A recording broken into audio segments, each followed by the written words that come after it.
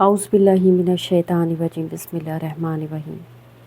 शुरू करते हैं अल्लाह सुब्हान ताला के नाम से जो बेहद रहमान और रहीम है, मालिक यौमिद्दीन है।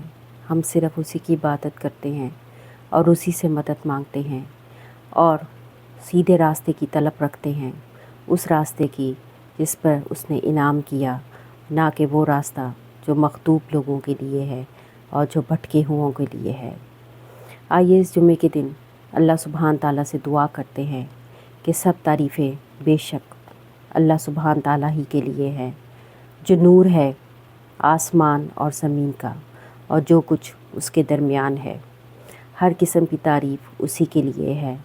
बेशक आसमान और ज़मीन के तमाम मामलात को संभालने वाला वही है और हर किस्म की तारीफ़ उसी के लिए ही है। वही रब है आसमान और ज़मीन का और उनमें मौजूद हर चीज़ का, और सब तारीफ़ें उसी के लिए हैं।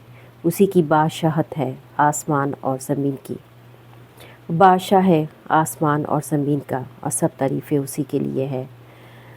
बेशक अल्लाह रब्बुल आलमीन तो हक़ है, तेरा वादा हक़ है, तेरी बात हक़ है, तेरी मुलाकात हक़ है, जन्नत हक़ है, आग हक़ है, अंबिया हक़ है, हज़रत मोहम्मद सल्लल्लाहु अलैहि वसल्लम हक़ है और क़यामत हक़ है।